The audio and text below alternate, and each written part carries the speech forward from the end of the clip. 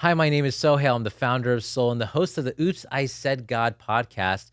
Today I'm with a dear friend named Stephen Blom. And he has single-handedly changed my life 3 to 4 years ago through a coaching session that actually ended up being so much more. I call it quantum linguistics. It's something that blew my heart and mind. And for many years, despite going with many coaches and you name it, I had yet to come across it until I met him.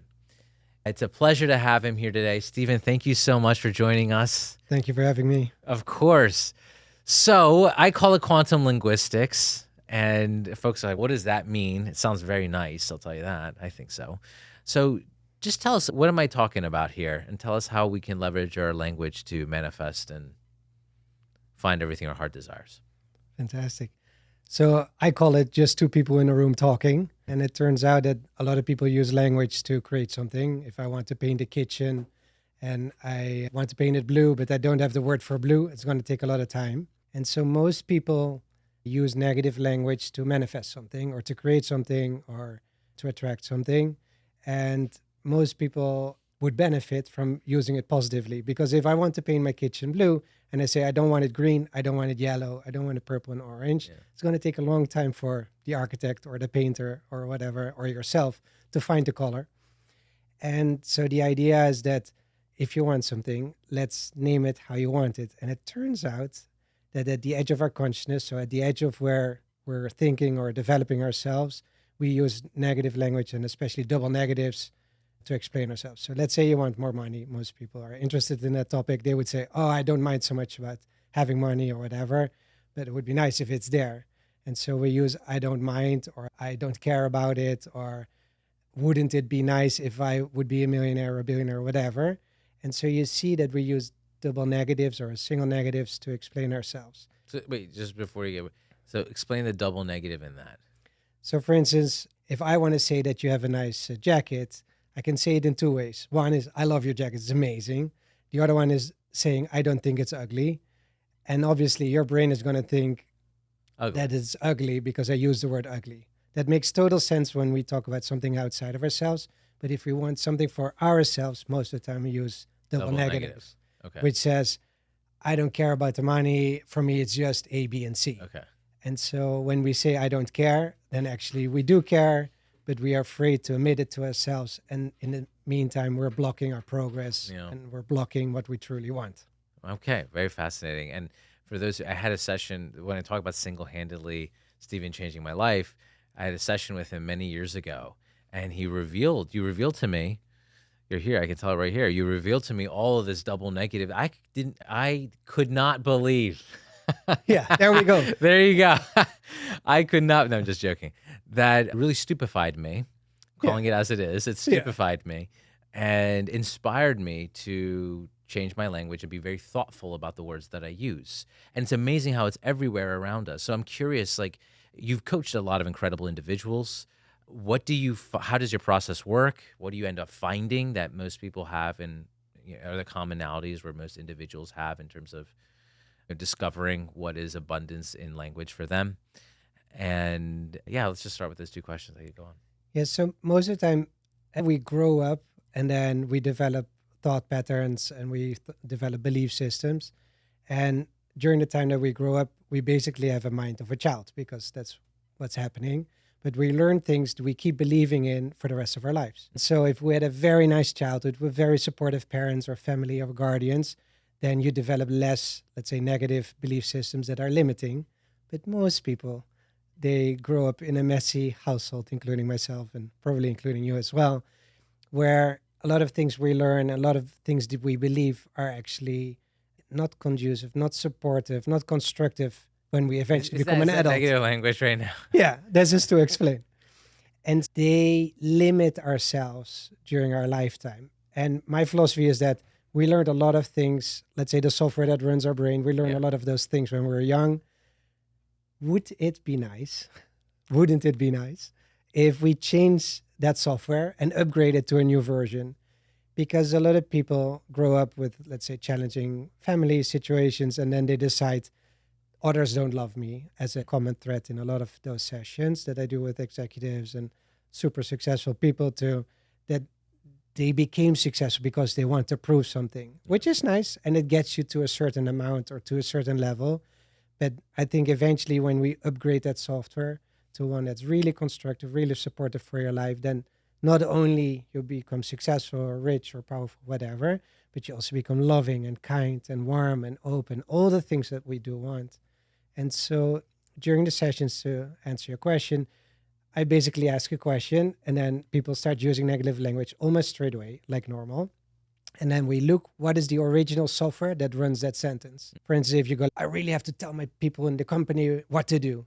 And you go, oh, are they not listening? They listen, but not always, all negative. And then you go, oh, where does this come from? And you go, as a child, no one listened. And you go, all negative. You go, what do you want? And then we change that sentence from no one cares, no one listens, no one loves me, to, oh, people do love me. And then, oh, people do care and people do want to do it. And then we upgrade the sentence to a new positive version. And it is a new software that runs your brain for the positive. And then you see that suddenly, because you change your lens, that people want to listen. And then also people going to respond to it instead of that you think that they don't want to listen. And therefore create all the drama that we see in daily life. So how do we reinforce that software? They'll get a new sentence.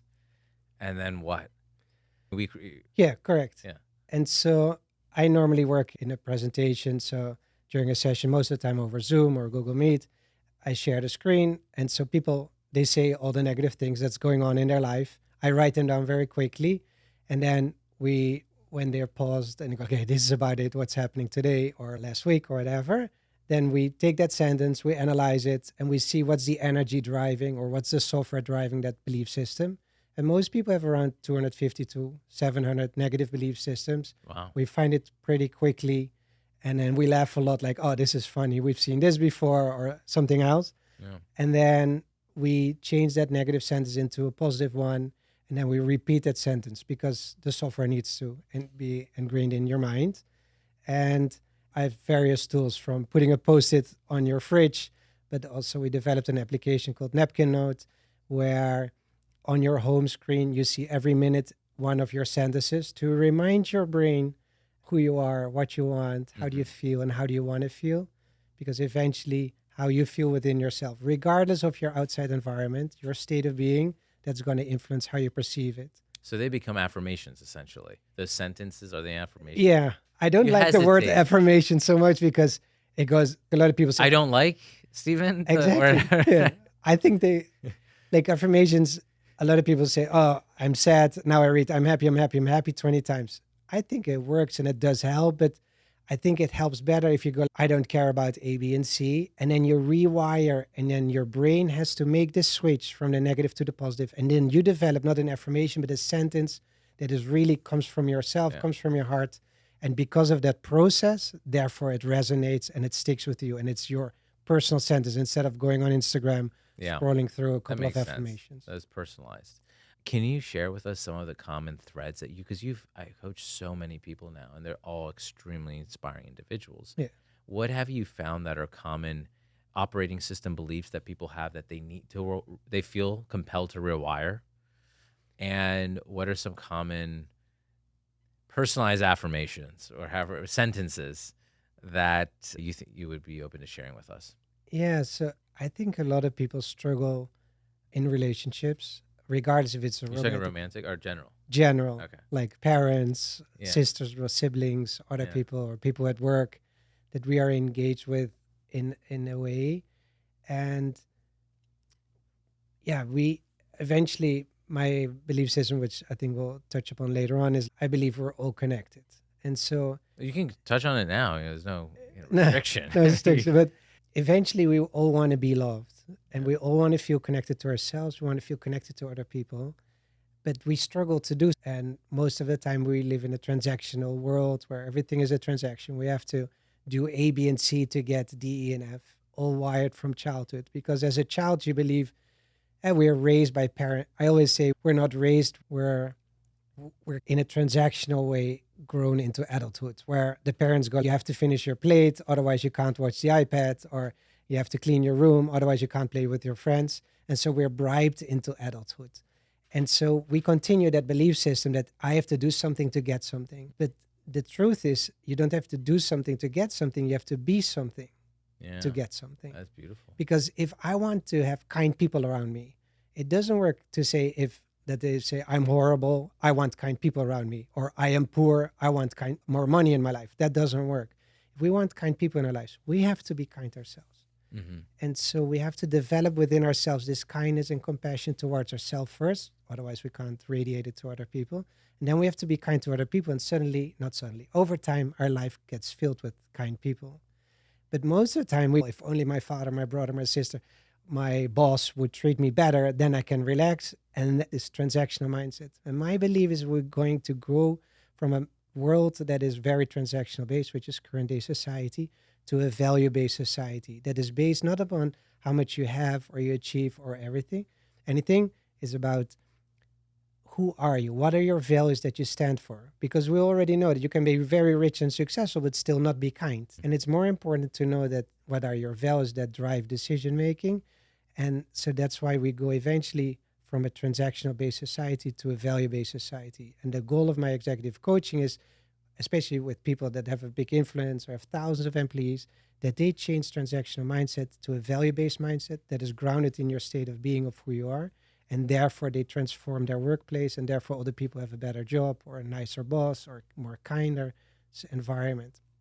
And to go back to your first point, what are common threads in all these things is people want to be loved, they want to expand their heart, they want to connect better with other people, they want to be seen, felt, appreciated, and recognized. But all the things we want from the outside world are all common threads.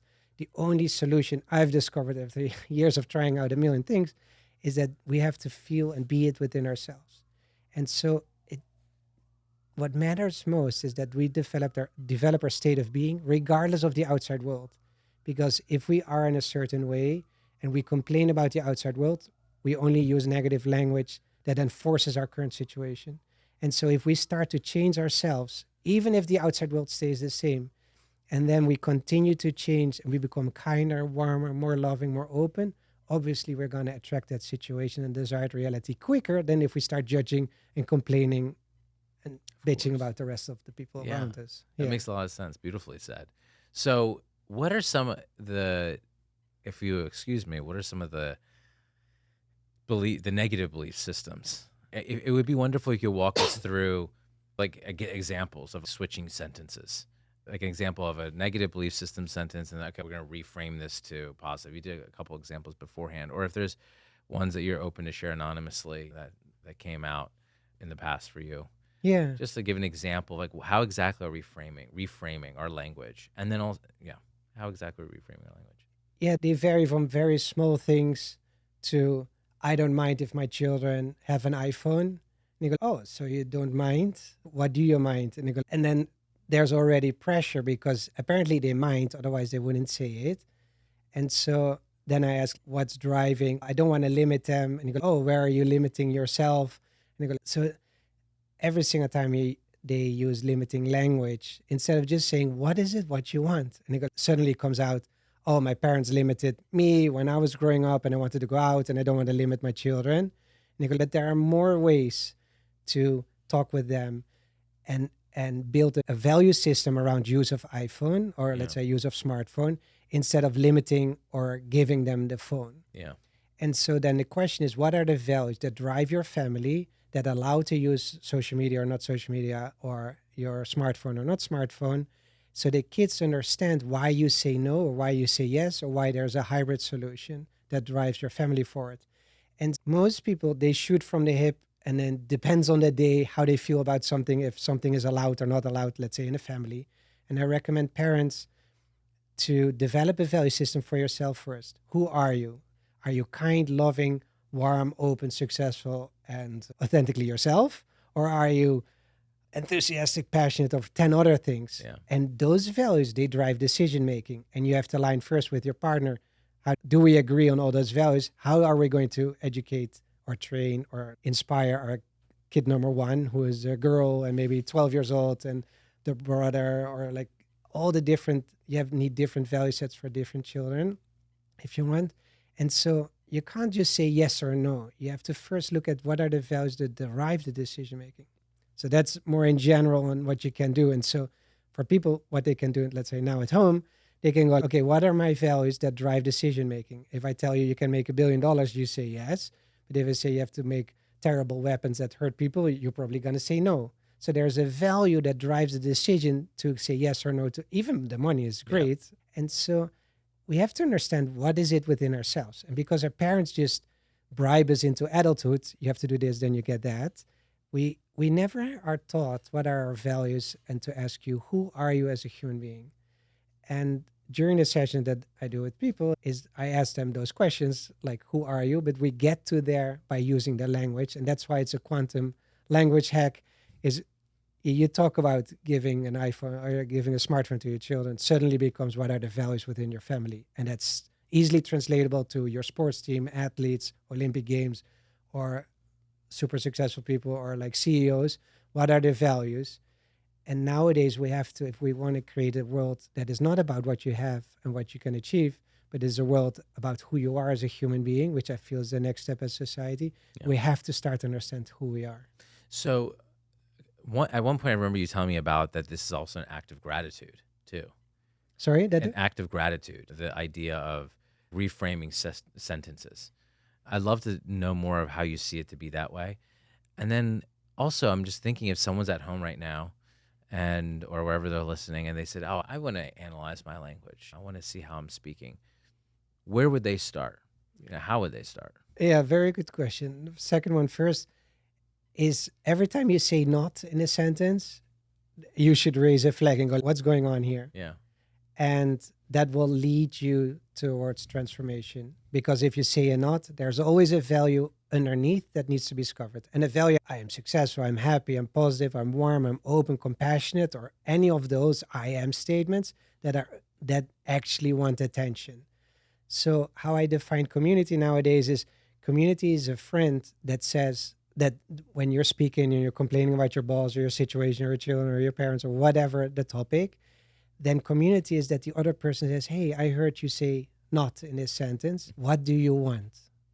Instead of, oh, I don't want A, B, and C. What is it that you want? And so we help each other because it's always easy to hear the not if someone else says it. Yeah.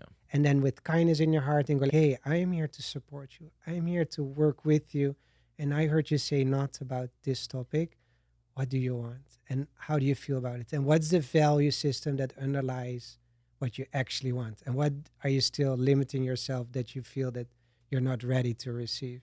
And then suddenly, and that's also what happened with us. We just started talking and then eventually we did a couple of sessions.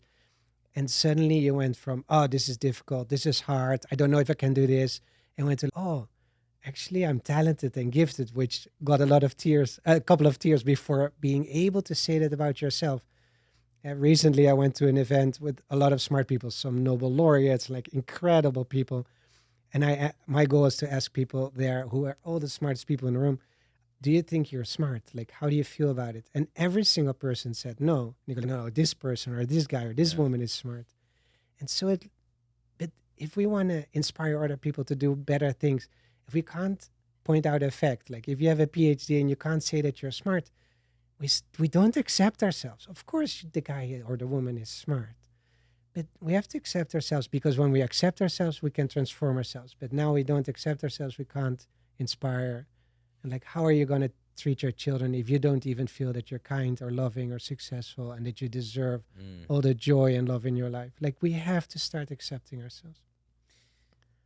Yeah, it's so beautiful and very well said. So the idea is really understanding our values and then living those values. Yeah, understanding who we are. Like values for me is most people have a couple of hundred negative belief systems. Those ones gets transformed to positive ones. They sound like an I am statement to know who you are. And do you have a couple you can share? About? I am statements. Yeah, for instance, the one I just mentioned, like how difficult is it to say I'm smart, I'm intelligent, I'm kind and compassionate. How many times do we want to judge our partner for something that they do instead of that it's something that we need to grow within ourselves? Compassion is super important. Or I'm passionate, enthusiastic. I'm joyful. Like how many times are people limit themselves? Oh, I can't speak like this, or I can't be too outspoken at a business meeting. My boss will say A, B, and C if I do it. They won't listen or whatever. You go like, no, you can. Like when you feel it within yourself and it's logical to say for you, everybody will accept it. But if you feel that you shouldn't, people are going to object because they feel that you're not ready to be Yeah. it. And they don't say negative things to you to hurt you. They say negative things so you can be stronger within yourself to believe that you are it. And there's a difference between saying, I'm fantastic and the best thing since sliced bread, but that's not what, like, it's not about being on stage and then say those things. It is within yourself that you can feel, I am kind, I'm loving, I'm warm, I'm open, I'm compassionate. Because when my wife is challenging to me, I'm going to go, I'm compassionate, I'm listening. Because if I don't say those things, I'm going to fight back.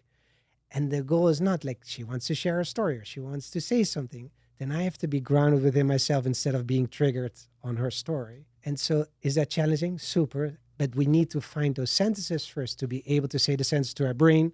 And otherwise my old software starts to run. Yeah. And that's not good for anyone. So eventually you're rewriting the software.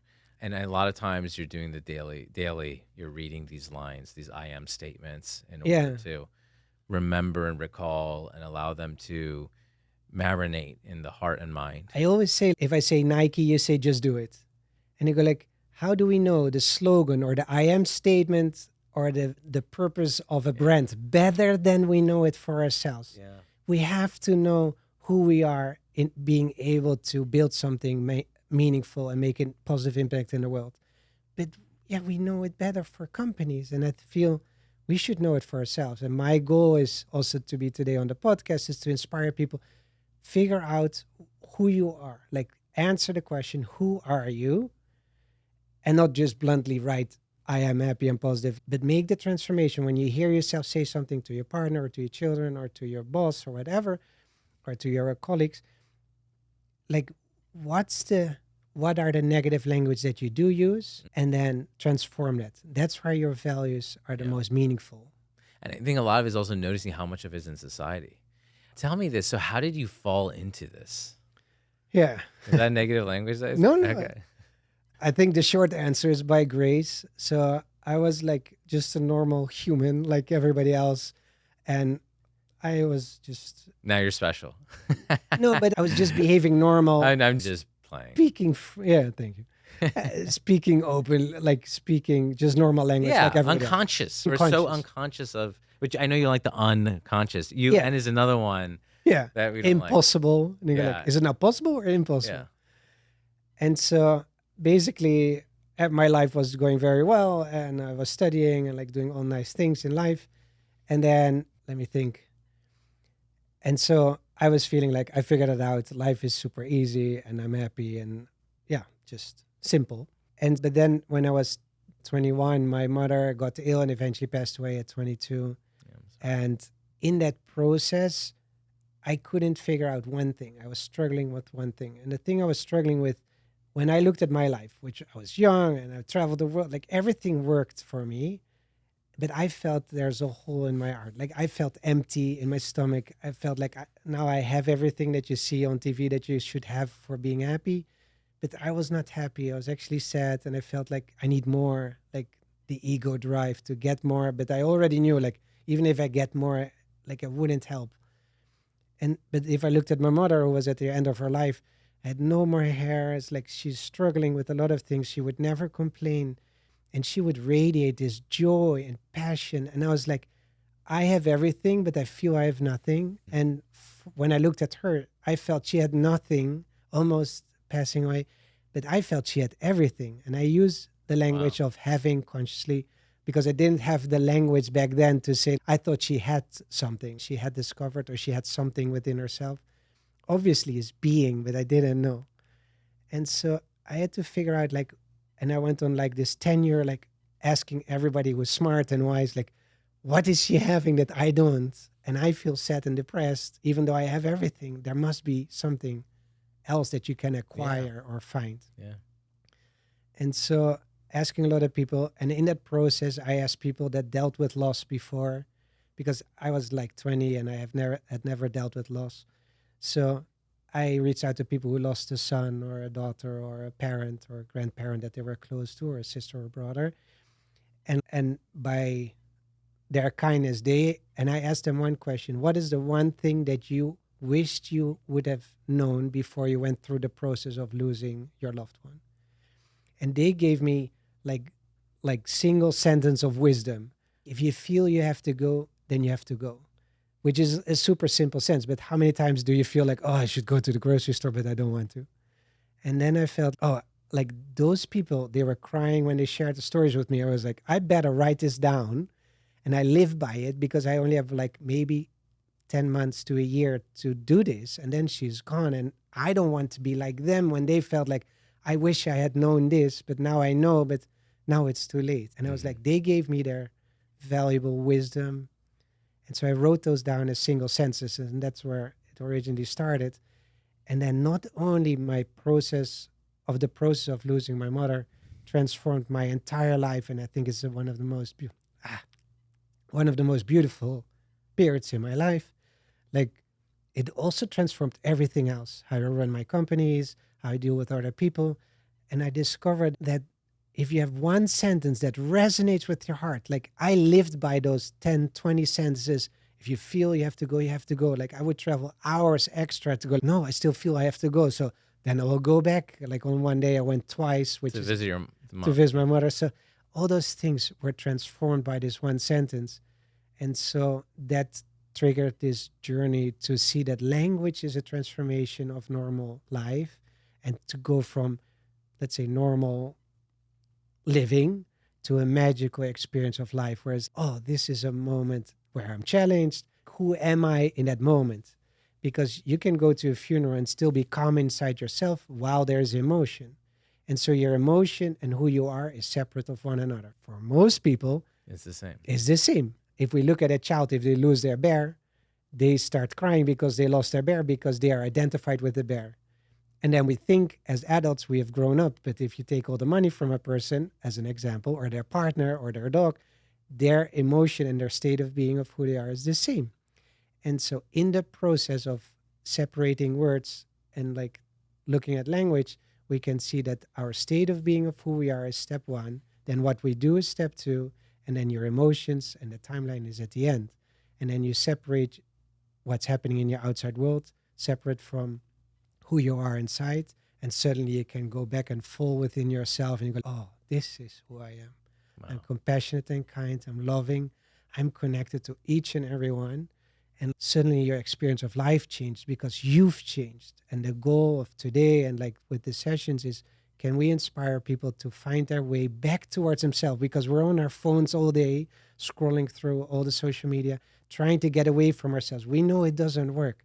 And so the opposite is true. We have to go close towards ourselves, close towards our heart. And then can we stay sane and connected to who we are while the whole world is in disarray as currently society? And while we try to flee in all the different vices we have in today's society, and especially social media, can we get back towards ourselves and be ourselves? Wow, what a moving story. What were some of the advice that you got in that book? Are you open to sharing? In And which, the 10 to 20 sentences or something that you said that you asked other people who, experience grief. yeah. So for me, the one I mentioned was the biggest one. If you feel you have to go, you have to go. That is not so much that you have to go every single time, but especially that you feel. The goal is to go, can we feel, which is basically, can we be ourselves? Instead of being distracted with, oh, I don't want to go to in the car or in the train. Yeah, the I'm negative. tired already. I just want to be at home and watch Netflix. Then your life is just like normal. We flee ourselves, we escape ourselves, we escape from ourselves. And so I felt that was the biggest change for me, is that can we follow our intuition? Can we be close to who we are? Can we hear what we need to do? And I had so many amazing, like magical moments in the rest of my life where I felt that I needed to do something and then I just did it, even though it was scary, or like meeting someone. That's how I met my wife. Like, I was in a full terrace and I just felt I needed to go there. And I was like, oh, I don't want to. Like, I don't want to be rejected. There's so much. And then she's just by herself. Maybe she thinks I'm crazy or whatever. And so I was like, but I felt it that I should go. And then that And sentence. then that sentence goes, this is who you are. You're going to feel. And if you feel you have to do it, you just do it. And then you do it with kindness and openness. And then maybe she rejects you, but at least I listen to myself, because the rejection is one thing, but that's already outside of ourselves. I am aligned with who I am. And I went over, got rejected the first 10 seconds, but then eventually we're now a long time together. Yeah. So it shows so many things that made huge impact in my life. But to feel like, I try to inspire today, like the people that are listening, can we, or can you feel who you are? Can you write it down, then read it every day, like the Just Do It from Nike, and then you have your own senses that if I meet you maybe in the near future, and that you go like, that I can ask the question, who are you? And that you're able to say, for me, the most important thing is this, A, B, and C. And I go, wow, that's amazing. You know it. And most of the time I ask people and they don't know. Yeah. They're like, oh, this is what I do. This is my job. And I go, no, who you are. What are your values? What drives decision making in your life? And then, yeah, then obviously life is going to be magical. How does that, you mentioned about companies, you mentioned about running businesses and et cetera. How does that work? How do you incorporate that into that world? Yeah, so every person, very good question, because that's actually how it grew to, let's say, what I do today as well, is that we had a guy who's still with the company, but he wanted to leave like a couple of years ago. And he was young and ambitious and successful, like he was. And I was like, I don't feel you guys are listening to me. I don't feel you are listening to me. And I was like, me and my business partner go, no, we do listen to you. And he goes, empty words. And I go like, wait, what? And he goes, yeah, maybe in 2 months or so, I'm going to find another job. And we worked very well. And I was like, what's going on? And then he goes, I don't see a future here. All so negative. And so I was like, I was desperate. And I was like, what helped me? The census from with my mother. And I was like, can I paint a picture where you will be in 6 months? And the guy goes, fine, I'm going to leave anyway. So I made a presentation where I wrote down all the senses. You're a successful executive manager. You're going to manage these people. You're going to do so much millions of revenue. And then wrote down everything. He was single, and he goes, you found a beautiful girlfriend. You're eventually going to marry. You're going to have You're kids. promising him the world. Yeah, I was like, this is possible in combination where he lived, and like also wrote down everything. I go, this is how I think your life can look like. And the guy goes, wow, I will try it for 6 months. And I was like, there's one thing. And I was like, we're going to forget that we wrote this down today. So let's read this every week together. And so we read it every week together. He read Wow. it every day. And after 6 months, I think 90% of the things we wrote down, we improved to a higher level and was actually manifesting. And so he was like radiant and energized. He's still with the company and his drives a huge volume. And I was like, this is so exciting. And so his buddy, who was also in our company, he goes, I'm having what he's having. And so I was like, okay, but I can't make presentation for everyone. And go, here, I'll ask you 5 questions. So that's what I sent. What's your vision? What's the vision for the world? What do you envision? Then what's your mission? That's what are you doing to achieve your vision? Then what are your values, your how? And then what do you do? Most people only talk about what they do and not about all the interesting rest. And so I asked those 5 questions. He answered them. And I noticed that all his questions were negative. Or let's say all his responses were, I don't want this, I don't want that, I don't want to feel pain or whatever. And I was like, if you don't want to feel pain, don't you just want to grow and develop yourself? Then you still feel pain, but at least there's a benefit. I go, oh yeah, that's better. And I was like, all right, I'll just help you change all the negative answers to positive ones, and then we can continue. And then his life changed as well. And so eventually everybody in the company is doing it. We have let's say there's a person in the team that now does it with everyone because it got a little bit busy for me. Wow. And every person that joins, they go through the process of the 5 questions, rewording it to positive language. And then not only they discover themselves, they also discover the values of the company. They resonate with each other. And then you need less managers that tell people what to do. Because if you value system very clearly, you can make your own decisions. So I live in Beverly Hills. The team is primarily in Europe and all around the world. And we don't have managers that manage other people. We just have people in the team that know what to do, when to do it. They are driven by their own passion and joy and enthusiasm for the product and serving people. And so it's a new way of working together instead of having a top-down hierarchical structure where people tell you every day what to do. That's really fascinating. I really appreciate you sharing that. I'm curious in terms of so that was on one direction, and this is in the other direction, which, because of course this podcast is called Oops, I Said God. And I'm curious how this relates to your own belief systems. And not just what, I don't say not, although you did a minute ago, Yeah. but what are your belief systems and how has it deepened your relationship with the divine by having, because you shared a lot and there was a lot that you went through and experienced. And so I'm curious, how did that shape your relationship now today with a higher power? Yes. After my mother passed away, I started a long journey towards finding myself. And so in the beginning, all went, or not in the beginning, for a long time, it went downhill.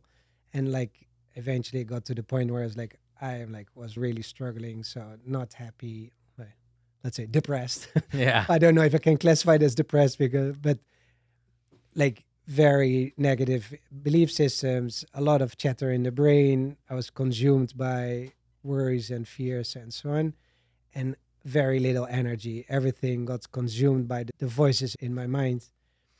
And I couldn't walk eventually because of the tension in my body and the stress in my Wow. life. And I was like, this is not going in a good direction. And so eventually I went to a person who was like, I think was 87 or something at the time. He's like a doctor. He's a super nice guy in the Netherlands where I'm from. And he said like that you don't have energy is so strange. Like you're such a young guy, like you need energy and it's so strange. So he goes, maybe you have allergies. And so eventually did the allergy test and some stuff came out and he goes, yeah, this is going to help you get like healthier. But like, I think what's really going on is you have a spiritual issue, a spiritual problem. And I barely knew what spirituality meant. And I like didn't know anything, Yeah.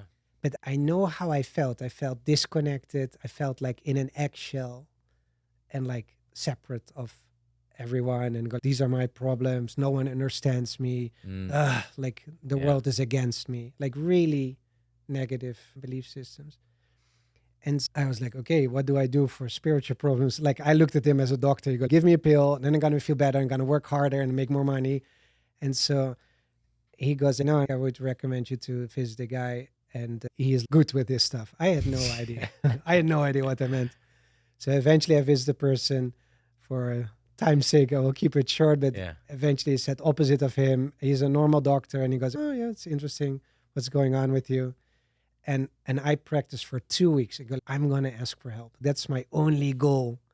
I want to ask for help because I need help. I knew, but I was struggling to say it because I grew up, you have to do everything yourself. My sister's special needs. So I always had to fend for myself and go like, I have to fix myself. I can't ask for help. Can't Yeah. accept it.